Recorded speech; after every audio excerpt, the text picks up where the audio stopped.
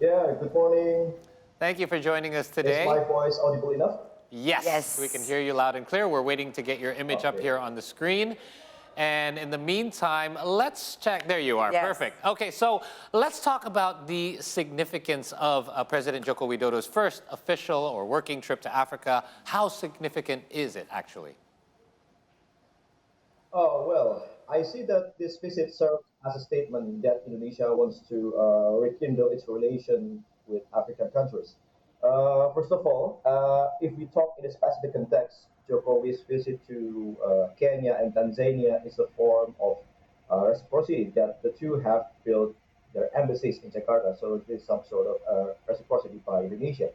As for Mozambique, this country is chosen as the destination because it is the first African country to have a PFA or preferential trade agreement with Indonesia. And finally, which of course we are anticipating the most, is the visit to South Africa in order to visit the BRICS summit. Yeah, aside from that pragmatic rationale, probably if we look into the bigger picture, Jokowi's visit to Africa is a moment of greater significance. As we know, this is Jokowi's first visit as president. Well, even though some might assume that this visit is quite too late or overdue, for me, this is a positive progress that shows that Africa has not been sidelined or forgotten from Indonesia's foreign policy priorities. And also, perhaps if we look into the other perspective, probably this is sort of a symbolic step.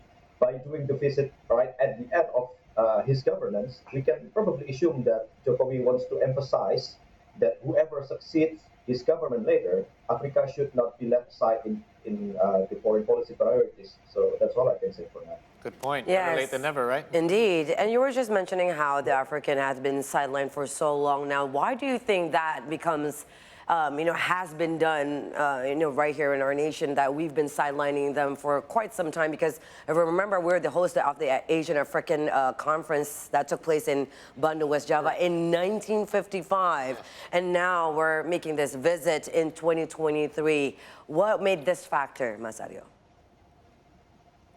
Well, first of all, yes, Indonesia and the African region have a long historical relationship Yeah. because Indonesia was the initiator and host of the ASEAN conference. However, sidelining is probably because, first of all, it's, geographically is quite far from us. So in the back of our mind, Africa is some sort of far place from us. And secondly, it's not the region is not really a great power. So we tend to assume that okay, Africa has no potential, so on and so forth. However, in the context of global South, Africa is an essential partner because apart from having a history that is more or less possess the same history in terms of colonialism, Indonesia can also see Africa as a region that is starting to rise and to present some potential for cooperation.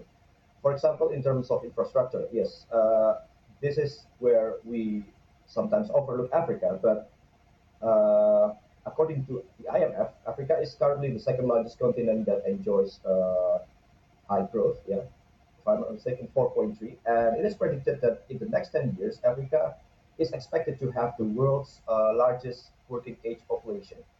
So yeah, also another factor is like because in the past Indonesia is tend to be more reliant on ASEAN and the Southeast Asia region. But however, it is evident that Indonesia is trying to direct its priorities to Africa.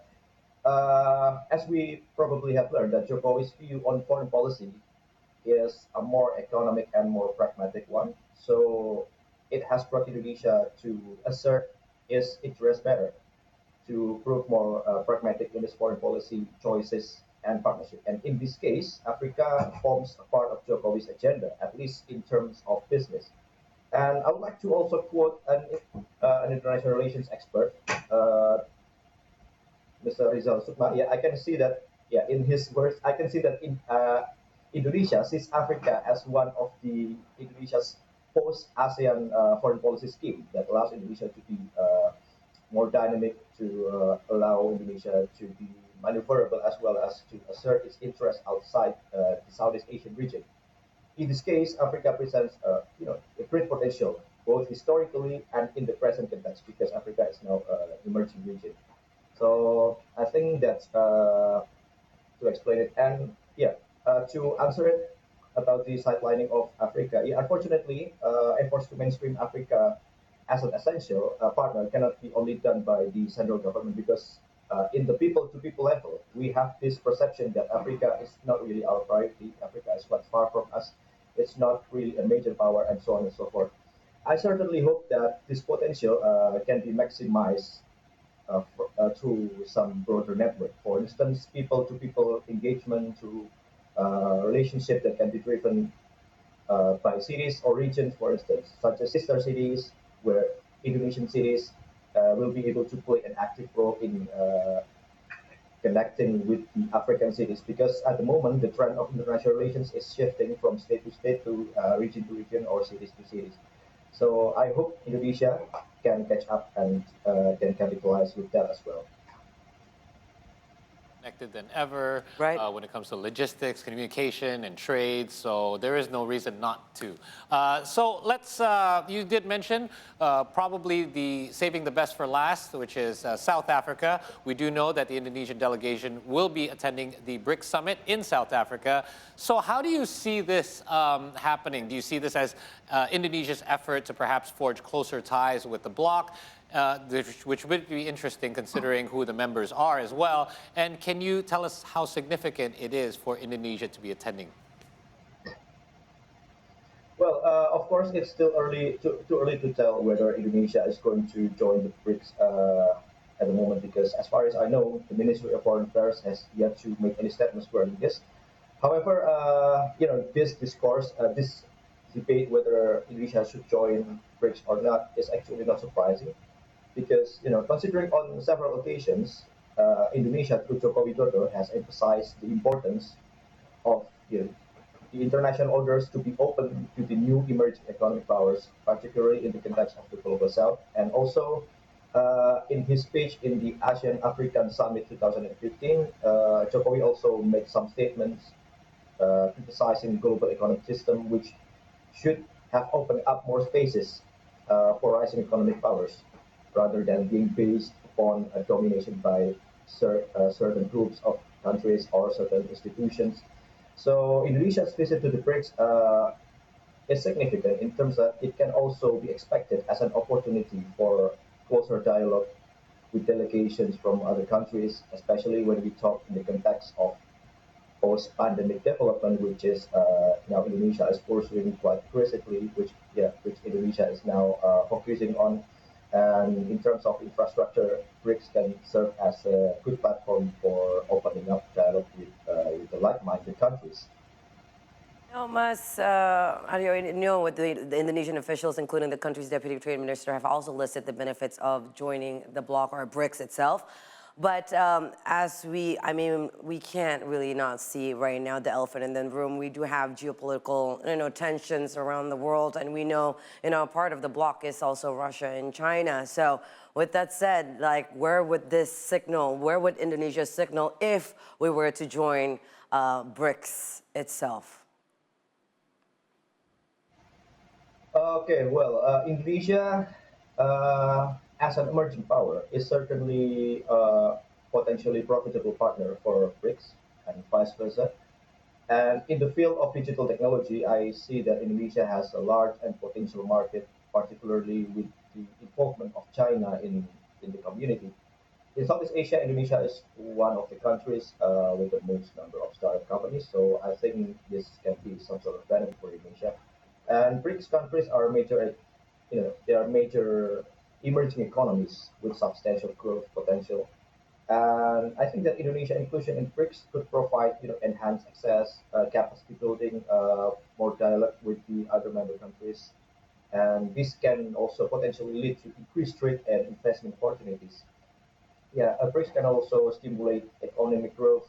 And when it comes to Indonesia's presence or soft power, maybe probably in the future, Indonesia, yeah, this event can also allow Indonesia to have a stronger voice in discussion and negotiations in relation to global economic power.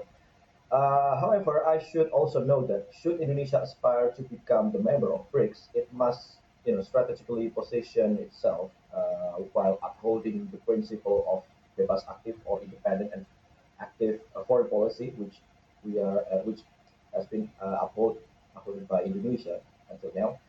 Well, double hedging is not a new thing actually for Indonesian foreign policy, to the manner that Indonesia, yeah, has been quite known for upholding economic pragmatism on one hand and also limited bandwagoning on the other hand. Therefore, I see that the prospect of Indonesia aligning with entities like Russia and China within the BRICS framework, yeah, as long as it's done strategically, it should not jeopardize the existing cooperation with the United States and its allies, or compromise its active participation in global platform like the G20. So now it's up to the government whether to strategically position BRICS in terms of foreign policy, and how can this engagement lead to some beneficial projects in the future. Right, it certainly is a fine line to be walking, and we're certainly very interested to see what the next steps will be, especially after President Joko Widodo's visit to South Africa. Mas Ario, thank you so much for your joining us this morning, rather, and we do really appreciate your insight on this matter, and we look forward to checking in with you after the President's visit. Thank you very much, Mas Ario. You have a great one. Take care.